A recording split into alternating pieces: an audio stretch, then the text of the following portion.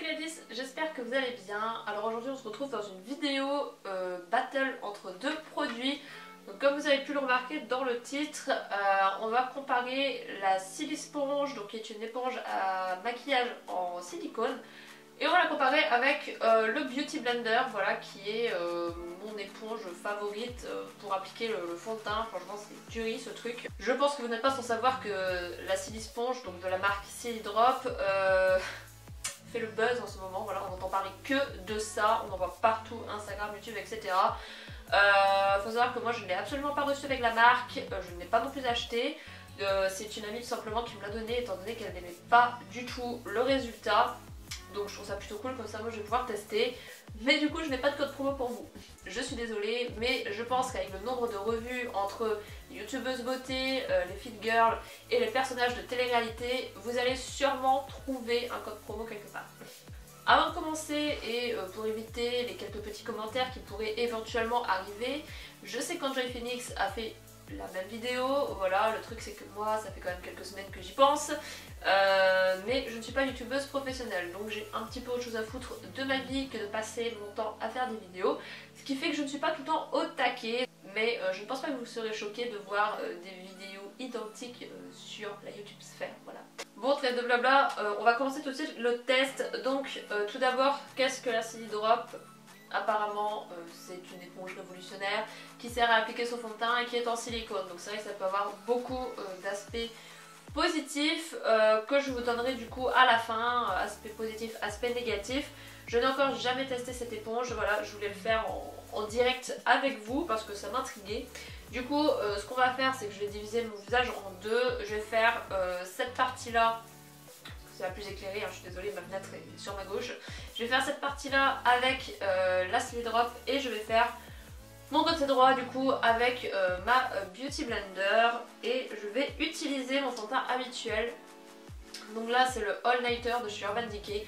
C'est un fond de teint qui est très dur à appliquer je trouve, surtout à l'éponge. Comme j'aime pas du tout l'application au pinceau, du coup je fais quand même au Beauty Blender. J'arrive à me démerder, mais voilà, c'est un fond de teint hyper couvrant qui peut marquer les zones de sécheresse, etc. Pas très facile à travailler, donc on va voir si cette petite éponge fait des miracles. Alors comme apparemment ça utilise beaucoup moins de produits vu que ça n'absorbe rien étant donné que c'est du silicone, je vais mettre un petit peu de fond de teint sur ma main, voilà, et on va commencer tout de suite le test. Donc on a dit cette partie là, ma partie gauche, avec la petite éponge. Donc du coup je vais utiliser la partie bombée de l'éponge, et donc à ce qui paraît, putain je suis rouge, c'est bizarre ça. À ce qui paraît, faudrait d'abord tapoter et ensuite étirer la matière. Donc bah écoutez, on va faire ce qu'il dit, hein, donc c'est parti.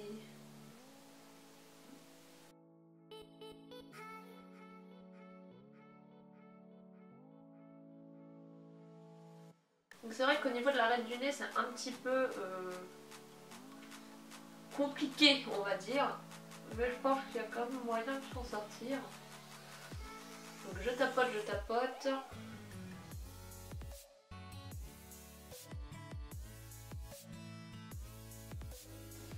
Ok, et maintenant j'étire du coup.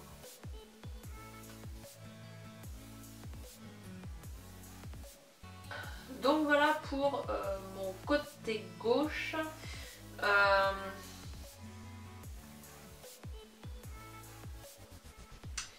Donc clairement ça fait quelques traces au niveau du front. Je vois qu'il y a quand même quelques traces. Si vous avez des pores apparents, donc moi ça m'arrive d'avoir au niveau de la zone T, vu que j'ai une peau mixte, d'avoir quand même des pores apparents et bah clairement on les voit deux fois plus comme ça. Même là je vois ça me fait des espèces de petits trous, enfin j'ai pas des gros pores non plus hein, mais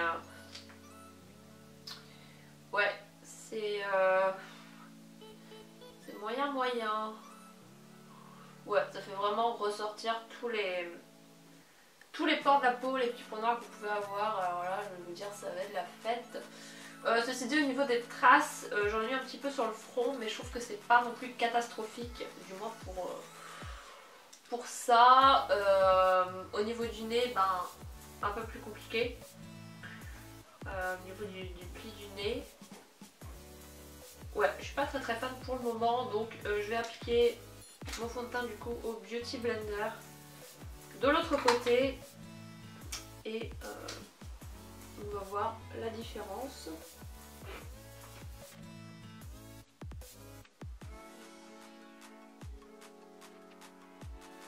Donc déjà au niveau du côté Beauty Blender, mes pores sont beaucoup moins marqués au niveau du nez. De toute façon je vous ferai des close-up après. Ça fait un peu plus naturel aussi au niveau du côté Beauty Blender. Après je dois vous avouer que mon fond de teint est très épais, donc pour ce qui est économie de produit, pour celui-ci je vous avoue que c'est à peu près kiff. Étant donné qu'il est tellement épais que mon Beauty Blender en absorbe très peu, et ça je l'ai vraiment remarqué quand je l'ai comparé avec l'autre fond de teint d'Urban Decay que je vous avais présenté, avec lequel je mélangeais dans ma routine teint, et effectivement l'autre était vachement absorbé par l'éponge, mais celui-ci pas trop, donc c'est vrai que bon, niveau économie de produit c'est à peu près la même chose quoi. Je vais passer à l'anti-cerne parce que c'est quelque chose que je fais tous les jours, donc autant tester hein. Donc je vais appliquer mon anti-cerne Sephora, hop, en mode triangle. Ah bah oui mais merde, c'est vrai que normalement ça utilise moins de produits, donc je crois que j'en ai mis un petit peu trop pour le coup.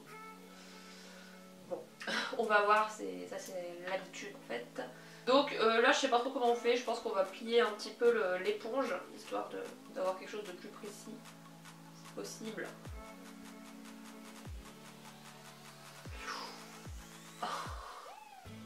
Là c'est complètement la cata les gars, franchement c'est la catastrophe. Aïe aïe aïe. Oh mon dieu quoi. C'est horrible, franchement pour l'anti-cerne très mauvaise idée. Pour déjà j'en ai trop mis déjà, enfin dans un premier temps, mais ah non mais pitié quoi, l'horreur. Autant le fond de teint, bon, ça allait, mais alors l'anti-cerne. On va laisser ça comme ça, hein, histoire de pouvoir vous faire le comparatif après. Et du coup, je vais faire l'autre côté au Beauty Blender, qui est déjà plus facile au niveau de sa petite pointe. Voilà, donc j'ai fini d'appliquer tout mon bordel sur mon visage. Donc je ne sais pas si vous le voyez à cette distance, mais clairement, côté Beauty Blender, c'est quand même beaucoup mieux. Je pense pas que c'est pas vraiment une surprise pour moi, parce que c'est vrai que j'ai vu tellement de revues qui disaient la même chose. Donc j'avais un petit peu peur que ça arrive, et effectivement c'est arrivé. Ouais, au niveau de l'anti-cerne ça va pas du tout en tout cas. Ou alors il faudrait vraiment en mettre quasiment... Enfin mettre quasiment rien, mais anti-cerne en général, moi je prends des anti-cernes qui sont assez épais. Donc c'est clair que ça va se voir à fond. Donc au niveau du toucher, ça va. Au niveau du fond de teint, ça va. Comme je vous dis, c'est pas si catastrophique que ça avec le fond de teint que j'avais, en tout cas qui est quand même très épais, même si ça marque pas mal tout ce qui est zone T, point noir, etc. Petites imperfections, ça va les marquer à fond forcément puisque ça ne floute rien. L'anti-cerne, par contre, j'ai l'impression d'avoir un gros paquet d'anti-cerne sous l'œil quoi. Donc ça c'est vraiment bof. Mais ouais. À part au niveau des imperfections, je trouve que ça va. Je suis assez mitigée en fait sur le produit. Je pense que je le réessayerai, mais ouais, bon, je préfère quand même le côté Beauty Blender. Ça, il n'y a pas à chier. Franchement, je préfère largement le côté Beauty Blender, qui est plus naturel entre guillemets, même si voilà, je ne recherche pas à avoir l'aspect le plus naturel forcément quand je me maquille, mais au niveau du teint ça fait quand même plus net. Donc conclusion de ce petit battle entre le Beauty Blender et la Silly Sponge. Donc déjà les points positifs de la Silly Sponge, parce qu'il y en a, même si mon avis est quand même mitigé, déjà ça va être au niveau de l'économie de produit. Effectivement je pense que si vous appliquez un fond de teint plutôt liquide, le Beauty Blender va absorber les 3/4 de ce que vous allez mettre, tandis que là, vu que c'est du silicone, ça ne risque pas en fait d'absorber quoi que ce soit. Donc ça c'est plutôt pas mal au niveau de l'économie du produit. Deuxièmement, je trouve que l'idée globale est quand même bonne parce que vous avez un produit donc en silicone qui risque de beaucoup moins, voire quasiment pas se détériorer, contrairement à une beauty blender qu'on est quand même obligé de racheter. Après moi perso ça me dérange pas de racheter des beauty blenders de temps en temps, donc voilà, moi je suis quelqu'un qui consomme pas mal et ça me dérange pas de consommer, donc c'est vrai que des trucs qui durent une éternité, toute la vie, bon voilà, c'est pas non plus ce que je recherche en particulier, mais c'est vrai que c'est plus économique d'avoir une éponge comme ça. Troisième point positif, bien évidemment, ça va être l'hygiène, parce que là c'est quelque chose de lisse, il n'y a rien qui va dedans, donc vous passez ça sous l'eau, un coup de savon, c'est terminé, tandis que le Beauty Blender, vous voyez, il y a déjà des taches dessus, ça fait 3 jours que je l'utilise étant donné que j'ai perdu l'autre en l'espace de 5 minutes, je sais pas où est-ce qu'il est chez moi, mais impossible d'enlever les taches, pourtant je le nettoie tous les jours, donc voilà, niveau hygiène, c'est sûr qu'avoir ça c'est quand même mieux. Maintenant les points négatifs de ce produit, bah, bien évidemment ça va être l'aspect général, que je ne trouve pas atroce, mais comme je vous disais, si vous avez des imperfections au niveau de la zone T, des petits points noirs, etc., ça va se voir de fou, ça va vous faire un effet plâtre, surtout si vous utilisez comme moi des fonds de teint assez couvrants. Donc voilà, ça c'est moyen, et pour l'anti-cerne clairement c'est une catastrophe, c'est très dur de par sa forme d'aller dans les petits coins, et voilà, ça c'est vraiment des trucs que j'aime pas du tout malheureusement sur cette éponge. Niveau prix, le Beauty Blender est plus cher, il coûte dans les alentours de 16-17 €. Pour l'éponge on est à 13-14 € il me semble, donc c'est un petit peu moins cher et c'est censé vous durer plus longtemps. Voilà, maintenant c'est un éternel débat, c'est comme la cup et les tampons, il y en a qui préfèrent les tampons, il y en a qui préfèrent la cup, bah, il y en a qui préfèrent le Beauty Blender et d'autres la Silly Sponge. Moi perso, je préfère le Beauty Blender, comme je vous dis, ça a révolutionné mon make-up, ça fait 1 an et demi à peu près que j'utilise cette petite éponge. Avant j'étais au pinceau et franchement ça n'a rien à voir. L'effet est beaucoup plus flouté, beaucoup plus beau je trouve avec quelque chose comme ça, plutôt qu'avec un bout de silicone qui à mon avis va bien boucher vos pores avec le fond de teint. Voilà tout le monde, j'espère que ce petit battle vous aura plu. Si jamais je trouve d'autres produits pour faire d'autres battles, dites-moi si ça vous intéresse.